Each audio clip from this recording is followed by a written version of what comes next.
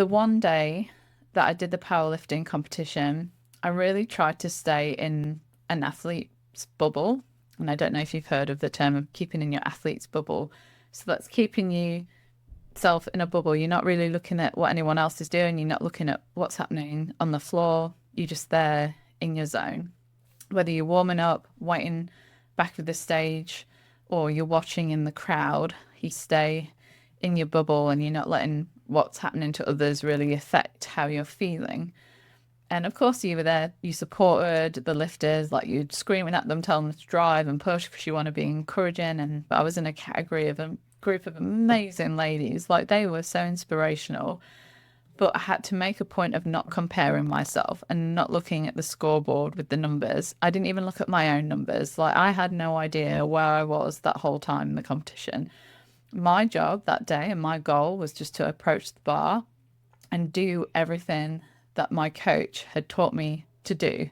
So telling myself once I lift up the bar that the bar is light, taking my brace breath, following the cues in my mind, quads, core, hips, depending on what the movement was. And it had taken me, like, that was my goal for the day. That's all I needed to do. No matter what move I was doing, that was my job. Didn't need to know the weight, didn't need to know what other people were doing. That was my focus. And it had taken me like the amount of time it took me to get there on that day.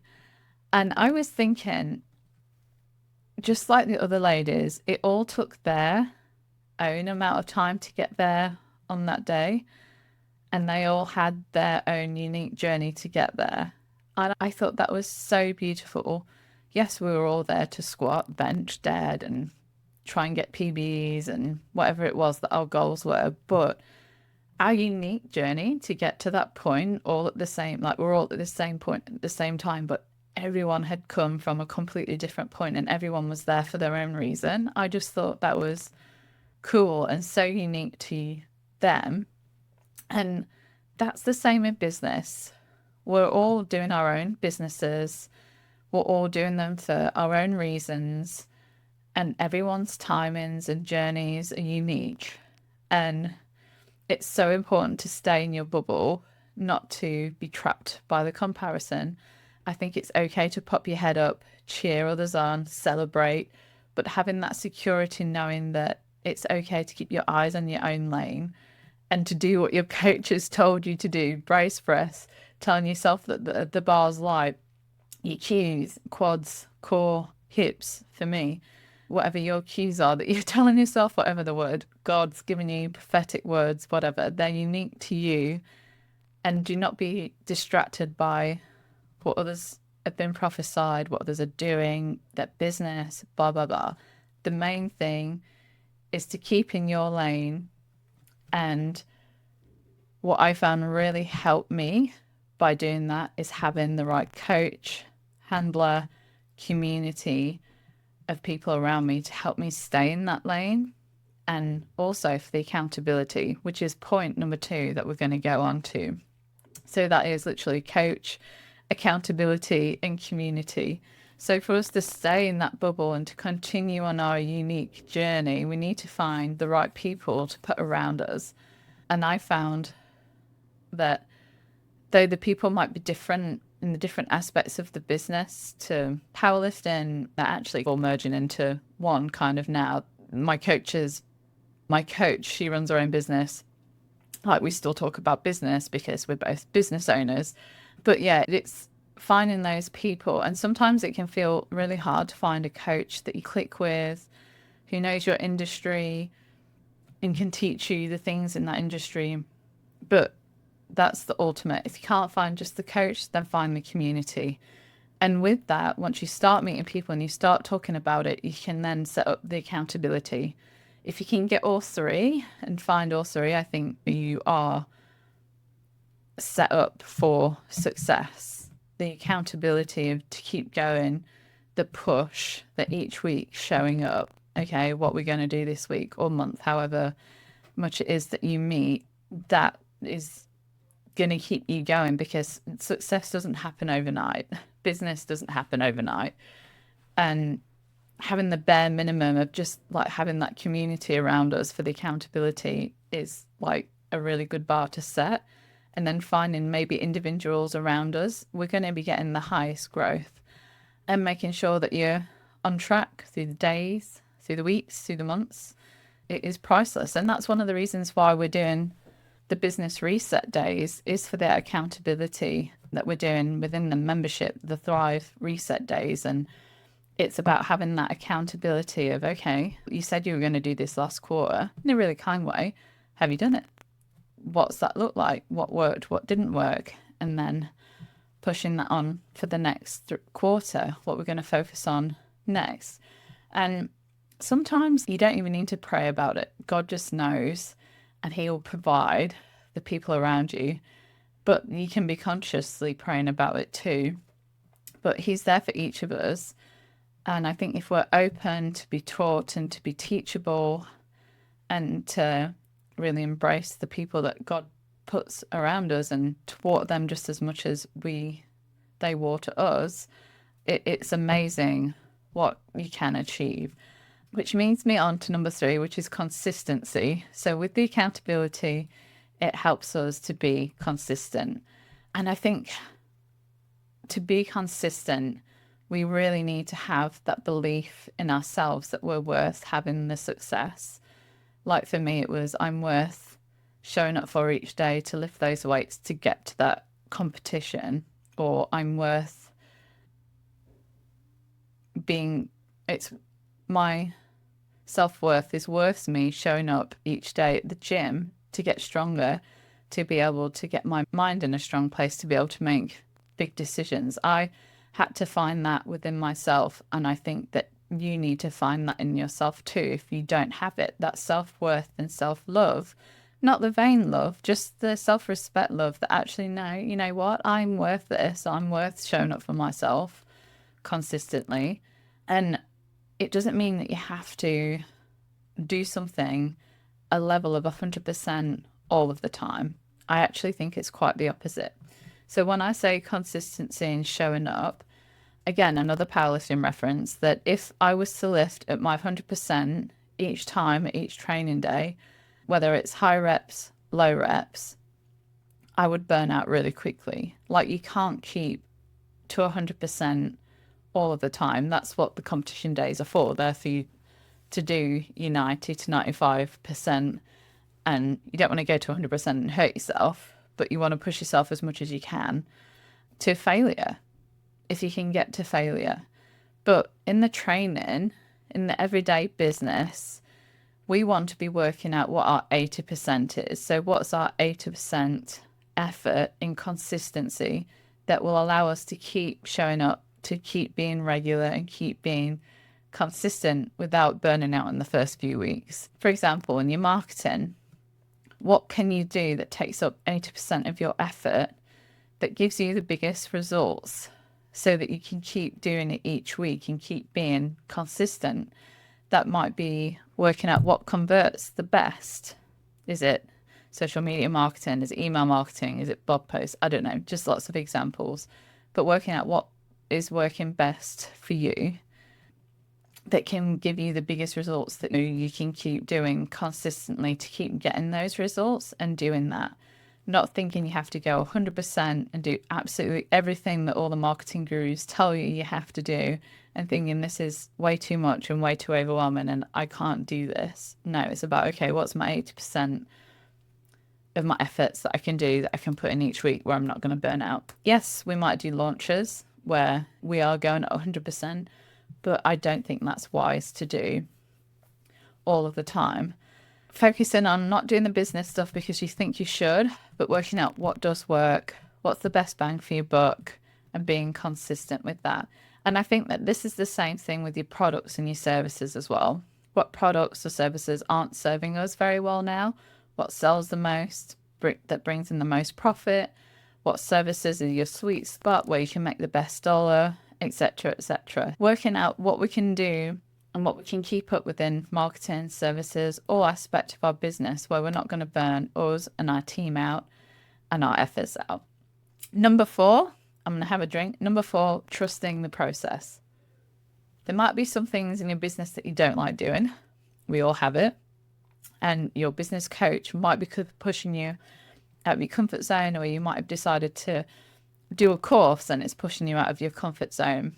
I know for me, doing pin squats, oh, that's when you set up your safeties, you go down to your deepest point of your squat, and you should be able to place the bar onto the safeties. You still have to have your muscle and bodies and everything braced and turned on, but you have to let go. And then the idea is to wait a second and then drive up, and drive up with good form. I like every week when I come to do them, and it is a mindset thing, but I know that my coach has put them in there for a reason, because it's going to build endurance. Holding my brace and breath is going to come in really handy when it comes to lifting the really heavy stuff. Like, I have to trust that she's put them in there for a reason. Even though I might not like doing it, I have to trust that process. And so you might have be doing a course or be working with a coach, and they've told you to do things that make you just go, ooh. However, I want to encourage you to trust the coach, trust what they've put forward to you to try in your business, even if it feels uncomfortable and it hurts. And again, it's about showing up for ourselves and going, you know what, I'm just going to do that. I'm just going to show up for myself today in my business. Might feel a bit yucky, but I'm going to trust the process. I'm going to learn from it, and we're going to see what happens. So number 4, trusting the process. Number 5, never giving up. Likewise, like others, I've had personally quite a few big life-changing events happen over the past few years. And I know everybody is going through their own unique journey. Like we said, all of us have different things happening, and it's relevant to what we've experienced and what we've gone through. But I encourage you to never, ever give up. Like, it could have been so easy for me to drop everything, chuck the towel. It's all too hard. But I know that I'm worth, again, it comes down to worth and showing up for ourselves, which is one of the points actually. But if I'd have given up on the training, for example, that would have had a flow-on effect on everything else. Like, I knew that my worth as a wife and as a human, things needed to change. And I knew that by getting my health and my mental health back on track, it gave me the life, it gave me the energy to trust the process. There was that aspect, and there's also the spiritual aspect. So diving into God, praying deep, having prayer mornings, pray days, getting into the word, understanding lots of logic, and then there's a whole process of that. But I know that it took me a hell of a lot of years to get to that competition. I had lots of stuff going on in the background, but I never gave up. I knew I needed to get my body back on track anyway to be able to serve God and do the things that I want to do for God. But it took ages to get there, ages and ages. And business is the same. You might be feeling like this business is taking ages to get off the ground or to get traction. I know they generally say 5 years. I think that's a really big generalization for building and getting traction within a business. You need to be in it for the long run. Business is a long run thing. We pivot when we need to. We make changes to the program, just as we do with training programs for like powerlifting. But don't give up. Change brands if you need to. Evolve, pivot, but don't give up. You will get there. You will learn. You will keep applying what you've learned, and you'll get there. And then number 6 is turning up for yourself. So I've said this a lot so far, and I think it's super important. And I think realizing that no one's going to do this life for you.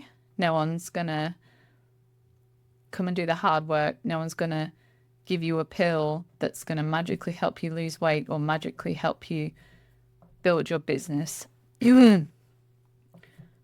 God himself didn't create heaven and earth by not showing up.